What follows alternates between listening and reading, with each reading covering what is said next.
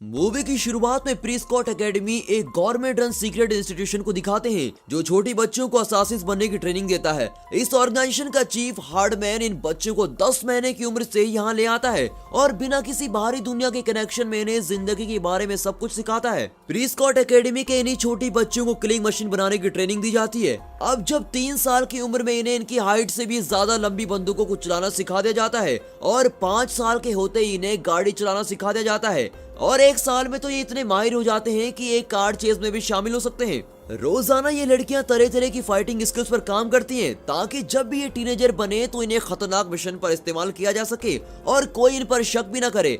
Hardman का सबसे जरूरी नियम यह है कि ये लड़कियां आपस में कोई रिश्ता न बनाए और इसी नियम के कारण लड़कियों के अनाथ होने के बाद भी इन्हें आपस में कोई मेल नहीं होता। इन लड़कियों को कोई काम नहीं दिया जाता, इन्हें इनके एजेंट नंबर से बुलाया जाता है। इस वक्त इनका बेस्ट स्टूडेंट नंबर 83 जो एक किलर की तरह शूट करती है और सबसे अच्छी फाइटर भी है, मगर इसे कोई रिश्ता न बनाने वाले नियम कभी समझ ही नहीं आता। एक दिन इन लड़कियों को एक डॉल में पेन घोंपने का काम दिया जाता है। जहां हर लड़की ये काम कर रही होती है तो वहां 83 उस डॉल को अपने गले से लगा लेती है। अब ये देखकर हार्डमैन उसे बाकी लड़कियों के लिए एक बुरा एग्जाम्पल बताता है और उस डॉल का सिर फाड़ देता है। नंबर 83 के अंदर इमोशंस का पहाड़ बन रहा होता है जो कभी भी फट सकता है।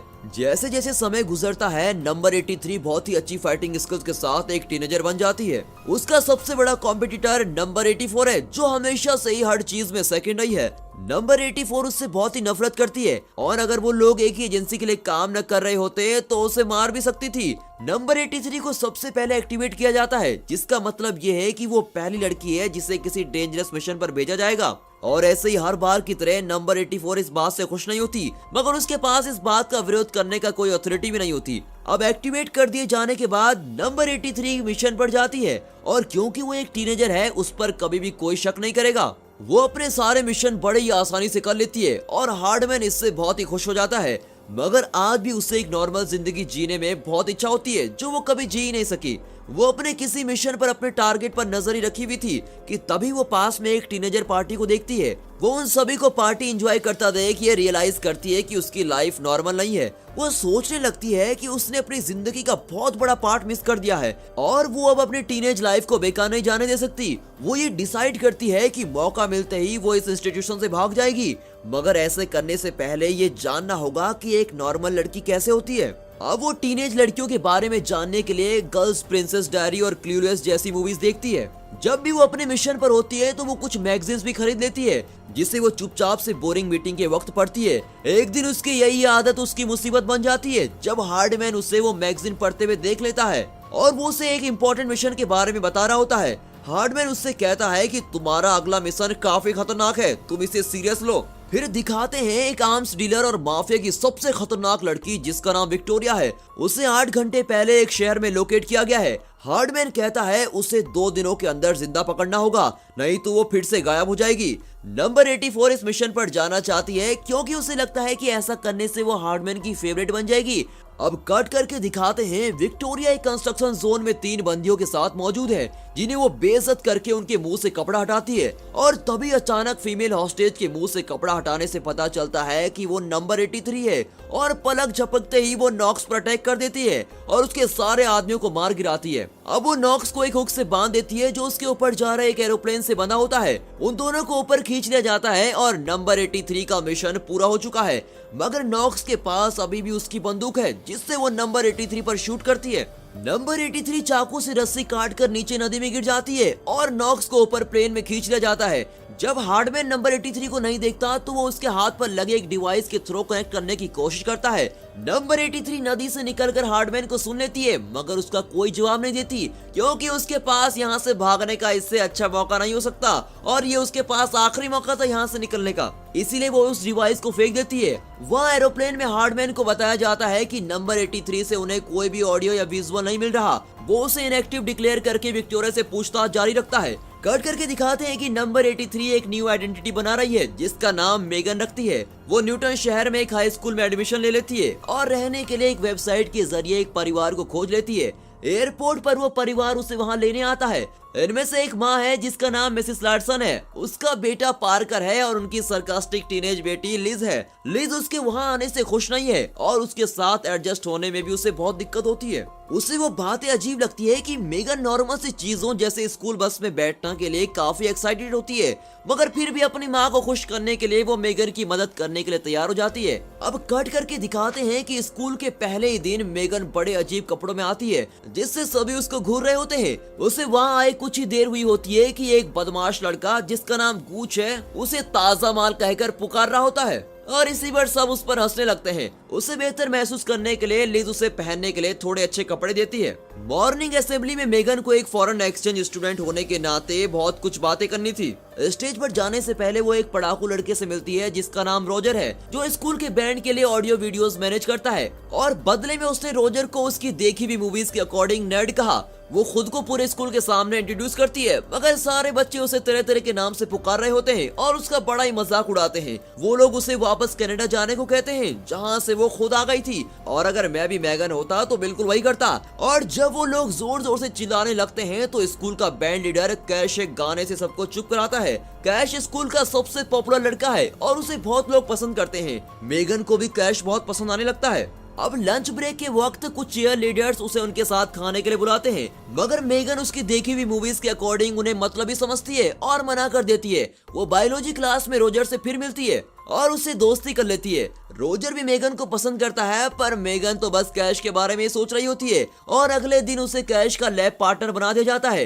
अब क्लास की लड़कियां मेगन से कोई दूसरा पार्टनर बनाने को कहती हैं ताकि वो खुद कैश का पार्टनर बन सके। सारी लड़कियां कैश के लिए प्यासे जो रहती हैं। क्लास के बाद वो लड़कियां मेगन से कहती हैं कि कैश को वो लड़कियां पसंद हैं जो स्कूल के मास्कोट का रोल प्ले करती हैं। अब मेगन बेचारी भोली उन पर बड़ी आसानी से विश्वास कर लेती है और ये नहीं समझ पाती कि वो लोग उसे फंसा रहे हैं। मेगन ऑडिशन के लिए जाती है और तुरंत उसका सिलेक्शन भी हो जाता है और उसे अगले गाने की प्रैक्टिस के लिए बुला ले जाता है। कट करके दिखाते हैं कि प्रैक्टिस के दौरान कुछ मास्क पहने हुए आदमी उसको किडनैप करने की कोशिश करते हैं, मगर मेगन अपनी फाइटिंग स्किल से सबकी धुलाई कर देती है और ये देखकर सभी लोग बिल्कुल चौंक जाते हैं कि ये इतनी अच्छी फाइटिंग कैसे कर रही है।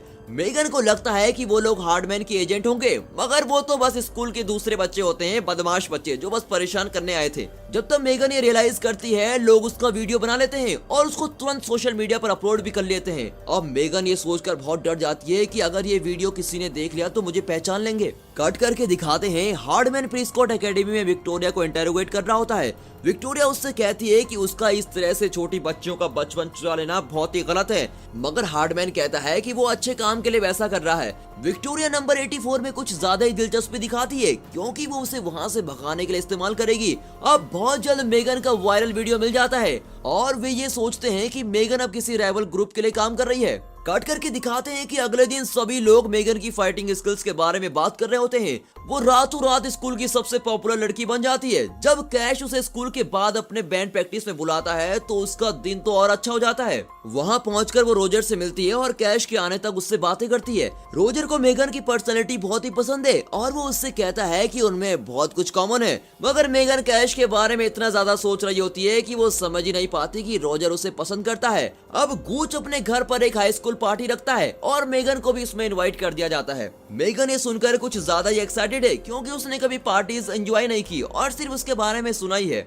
उस दिन घर जाते वक्त मेगन को प्रीस्कॉट एकेडमी के लोग किडनैप कर लेते हैं। हार्डमैन को ये लगता है कि वो किसी राइवल ग्रुप के लिए काम कर रही है और ये मानने को तैयार ही नहीं है कि उसे बस एक नॉर्मल जिंदगी चाहिए। वो उसे सच बोलने का इंजेक्शन देता है और देखता है कि वो सच ही बोल रही है। हार्डमैन को ऐसा लगता है कि मेगन की जिंदगी पर पूरा हक उसी का है क्योंकि मेगन को उसी ने सब कुछ सिखाया है। अब वो उसे 2 दिन में बेस लौटने के लिए बोलता है और फिर हार्डमैन के आदमी उसे घर के बाहर फेंक देते हैं ताकि ऐसा लगे कि वो बस नशे में है। अब मेगन रोजर से अगली बार मिलने पर उसे गूच की पार्टी में बुलाती है, मगर रोजर उस पार्टी में जाने से मना कर देता है क्योंकि उसके पापा पार्टीज को लेकर बहुत ही स्ट्रिक्ट हैं। अब मेगन कहती है कि रोजर के वहाँ होने से मुझे बहुत अच्छा लगता है क्योंकि पूरे स्कूल में बस रोजर ही उसका दोस्त है। उस रात मेगन लिज के साथ पार्टी में जाती है जिसे उसकी माँ ने जबरदस्ती उसे मेगन के साथ भेजा होता है। वहाँ वो नंबर 84 को देखती है और बिल्कुल चौंक जाती है जो वहाँ हीथर नाम से आई भी होती है। उसे ऐसा लगता है कि हीथर को हार्डमैन ने उस पर नजर रखने के लिए भेजा है, मगर हीथर इस बात को ना तो मानती है और ना ही मना करती है। रॉजर भी उस पार्टी में मेगन के लिए आता है, मगर उसे कैश को किस करता देखकर वो निराश हो जाता है। अब पार्टी के खत्म होने तक कैश उसे उसकी होमकमिंग डेट बनने के लिए कहता है। कट करके दिखाते हैं कि अगली सुबह हार्डमैन मेगन के स्कूल के बस ड्राइवर के भेष में आया होता है। वो वहाँ मेगन को चेतावनी देने आया है कि विक्टोरिया प्रिस्कॉट एकेडमी से भाग गई है और वो उससे बदला लेने की प्लानिंग कर रही है। वो उसे प्रिस्कॉट एकेडमी वापस आने के लिए कहता है, मगर वो मना कर देती है। अब बाद में दिखाते हैं कि मेगन और लिज कार में स्कूल जा रहे होते हैं, तभी उन पर एक मास्क पहना हुआ असासिन अटैक कर लेता है। कार चेज करते वक्त मेगन लिज को अपनी जिंदगी की असल सच्चाई बताती है। कुछ देर के बाद दोनों की कार एक जंकयार्ड में क्रैश हो जाती है। अब वो असासिन कार से बिल्कुल गायब हो जाता है, मगर मेगन उसके परफ्यूम को सूंघकर बता देती है कि वो हीथर ही थी। लिज कार क्रैश होने के बाद हॉस्पिटल में है, तभी मेगन वहाँ से चली जाना चाहती है, इससे पहले कि उसकी वजह से किसी और को चोट लगे, मगर लिज उससे कहती है कि ऐसा करना और भी गलत होगा। उस दिन से दोनों में अच्छी दोस्ती हो जाती है और मेगन लिज को अपनी एजेंट लाइफ के बारे में सब कुछ बता देती है। अब वो दोनों होमकमिंग के लिए एक साथ कपड़े पहन लेते हैं और एक दूसरे को तैयार भी करते हैं। लिज गूच के साथ होमकमिंग पार्टी में जाती है, जो पिछली पार्टी में लिज से मिलकर सुधर चुका है। अब बेचारी लिज को क्या पता कि गूच अभी भी पहले वाला बदमाश ही है।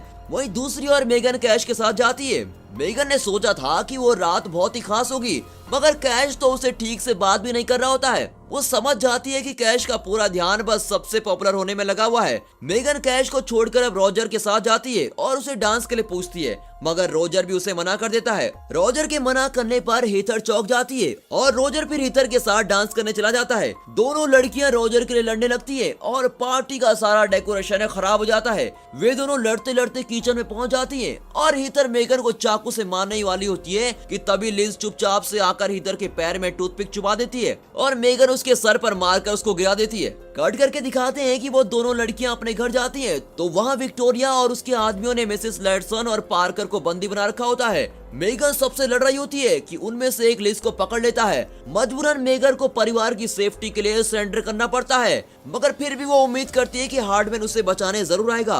अब विक्टोरिया मेगन के भोले होने पर हंसती है। वो उसे बताती है कि ठीक उसी की तरह विक्टोरिया भी प्रिस्कॉट एकेडमी से भाग गई थी। वो मेगन को लड़ाई के लिए चैलेंज करती है और उससे आसानी से हरा देती है। तभी अचानक हार्डमैन अपने साथियों के साथ विक्टोरिया को पकड़ने के लिए और मेगन की मदद करने के लिए आता है। वो वहाँ घुसकर विक्टोरिया को बेहोश कर देता है और मेगन हार्डमैन को गले लगाकर उसका शुक्रिया करती है।